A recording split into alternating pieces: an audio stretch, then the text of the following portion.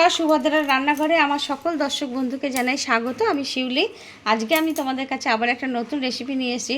সেটা হচ্ছে তেহারি বানাবো আজকে আমি। তার জন্য 1 বাটি বাসমতি রাইস নিয়েছি। এটাকে আমি ধুয়ে মিনিট 15-20 ভিজিয়ে রাখবো, তারপরে জল ঝরিয়ে নেব। দিয়ে কীভাবে রান্না করব, কী দিয়ে রান্না করব সব তোমাদেরকে আমি দেখাবো। কড়া বসিয়ে দিয়েছি, কড়াতে একটু তেল দিয়ে দিয়েছি। আমি একটু পনির আছে আমার, আমি ঘরে বানিয়েছিলাম অল্প একটু পনিরটা একটু হালকা করে ভেজে আমি তুলে নেব।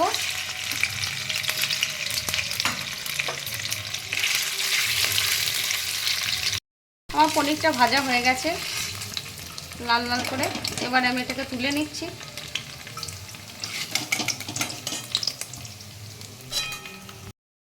আমি এবার তেল দিয়ে দিয়েছি, সাদা তেল, রিফাইন্ড অয়েল দিয়েছি। তোমরা চাইলে ঘি দিতে পারো তেলের সাথে। আমি ঘি দিইনি, শুধু তেলই দিয়েছি। আর ফোড়নে দিচ্ছি জিরে দিয়ে দিলাম ফোড়নে।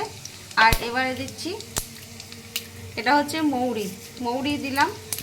আর গোটা গরম মশলা দিয়ে দিলাম, ফাটিয়ে দিয়েছি। এটা একটু ভাজা হোক। এগুলো ভাজা হয়ে গেছে, খুব সুন্দর সুগন্ধ বেরোতে শুরু করে দিয়েছে। এবার আমি দিচ্ছি আলু দেব, গাজর দেব, বিনস দেব। আর আমার ফ্রোজেন কড়াইশুঁটি আছে সেটা দেব। আর ফুলকপি আমি দিইনি, তোমরা চাইলে ফুলকপি অবশ্যই দেবে। ফুলকপি আমি আর আমার ছেলে ফুলকপি খাই না একদম, সেই জন্য দিচ্ছি না। এবার আমি বিনসগুলো দিয়ে দেব। বিনসটা দিয়ে দিচ্ছি, বিনসের টুকরোগুলো আর কাঁচা লঙ্কা কেটে রেখেছি, ওটাও দিয়ে দিলাম। এবার আমি একটু আদা বাটা দিয়ে দিচ্ছি, 1.5 চামচ মতো আদা বাটা দিয়ে দিলাম। এবার আমি একটু হলুদ গুঁড়ো দেব, একটু জাস্ট অল্প করে কাশ্মীরি রেড চিলি পাউডার দিলাম।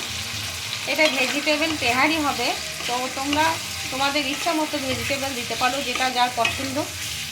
আমাদের যেগুলো পছন্দ আমরা সেগুলো দিলাম। বাংলাদেশে তেহারিতে মাংস ছাড়া তেহারি হয় না, ওরা মাংস দিয়ে তেহারি বানায়, অসম্ভব সুন্দর তেহারি বানায় ওরা। টমেটোটা আমি দিয়ে দিলাম, 3 টুকরো টমেটো দিয়ে দিলাম। এবার আমি চালটা দিয়ে দিচ্ছি।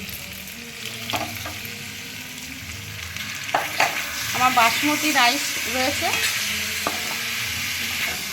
এবার একটু ভেজে নেব, চালটা দিয়ে কষিয়ে নেব ভালো করে। আমি এই বাটি মাপে চাল দিয়েছি, সেই বাটি মাপে আমি জল দিয়ে দিচ্ছি। 1 বাটি চাল দিয়েছি, 1 বাটি থেকে জলটা কি পড়ে রয়েছে, এক বাটি আর হাফ বাটি থেকে একটু বেশি আমি জল দিলাম।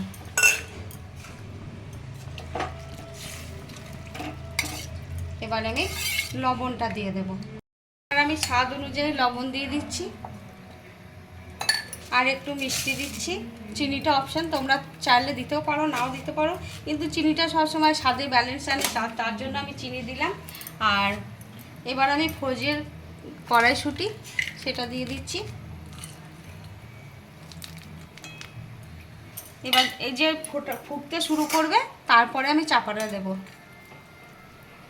শুরু করে দিয়েছে, এবার আমি চাপাটা দিয়ে দিচ্ছি। আমি এটা দুর্গাপুজো স্পেশাল এটা বানাচ্ছি, কারণ কি না দুর্গাপুজোয় আমাদের সবার খুব ব্যস্ততা থাকে, তো তাড়াতাড়ি করে যতটা তাড়াতাড়ি পারা যায় একটা শর্টে রান্না করে রেখে আমরা তাড়াতাড়ি করে রেস্ট করতে পারি, বেরোতে পারি। সেই কারণে এটা আমার খুব পছন্দের রান্না, তাই তোমাদের বানিয়ে তোমাদের সাথে শেয়ার করলাম। আর সম্পূর্ণ নিরামিষভাবে আমি এটা বানিয়েছি, তোমরা চাইলে পেঁয়াজ দিতে পারো অবশ্যই। আর এটার সাথে তেমন কিছু লাগবে না, চাটনি, ভাজা কিংবা একটু রায়তা, যার যেটা পছন্দের সেটা দিয়ে এটাকে খেতে পারো। এবার আমি চাপাটা খুলে দেখছি, একদম হয়ে গেছে। মিনিট আমি 7-8 পরে আমি দেখলাম, চাপাটা খুলে দেখো কেমন হয়ে গেছে, ঝুরঝুর করছে। যাই হোক, এবারে আমি পনির ভেজে রেখেছিলাম, পনিরটা ওপর থেকে ছড়িয়ে দিলাম। দেওয়ার পর এবার আমি গ্যাসটা অফ করে দিয়ে আবার মিনিট 7-8 আমি রেখে দেবো স্ট্যান্ডিং টাইমে ভাপের মধ্যে, বাকিটা হবে। তারপর আমি তোমাদের এটাকে সার্ভ করে দেখাবো। আমার ভেজ তেহারি রেডি এবং সার্ভ করে দিয়েছি, তোমাদের দেখাচ্ছি। দেখো একদম ঝুরঝুর করছে, অসম্ভব সুন্দর হয়েছে। তো তোমরা এভাবে একবার অবশ্যই বানাবে, সম্পূর্ণ নিরামিষ। আর বানিয়ে খেয়ে আমাকে কমেন্ট করে জানাবে তোমাদের কেমন লাগলো ভেজ তেহারি। আর তার সাথে আমি একটু রায়তা সার্ভ করে দিয়েছি। তো তোমরা রায়তা তোমাদের পছন্দ মতো, রায়তা হোক, ভাজা হোক, চাটনি হোক, আচার হোক, যা ইচ্ছা দিয়ে খেতে পারো। আর তোমরা আমার চ্যানেলটা এখনও পর্যন্ত যারা সাবস্ক্রাইব করোনি তাদের কাছে অনুরোধ রইল, প্লিজ আমার চ্যানেলটা একটু সাবস্ক্রাইব করে দেবে। আর একটা কথা বলার আছে যে প্লিজ বন্ধু বান্ধব বা যারা দেখছো তাদেরকে সকলকেই বলছি, আমার অনুরোধ যে যারা সাবস্ক্রাইব করছো করে তারপরে আবার আনসাবস্ক্রাইব করে দিচ্ছো, এটা কিন্তু খুব বাজে দেখাচ্ছে। মানে এটা খুব খারাপ লাগে। মানে আমি তো দেখো একটা একটা করে তোমাদের একটা লাইক, একটা কমেন্ট, একটা সাবস্ক্রাইব আমাদের অনেকটা উৎসাহিত করে এগিয়ে যাওয়ার জন্য, এবং আমরা খুব আনন্দ পাই এবং উৎসাহ পাই কাজ, মানে রান্না নতুন নতুন করে তোমাদের কাছে দেখানোর জন্য। যাই হোক, তোমরা প্লিজ এটা করো না আমাদের সাথে বা আমার সাথে। তো তোমরা সবাই ভালো থাকবে, খুব সুন্দরভাবে পুজো কাটাও। আর তোমরা সবাই সুস্থ থেকো, ভালো থেকো। সকলকে অসংখ্য অসংখ্য ধন্যবাদ, অনেক অনেক ভালোবাসা।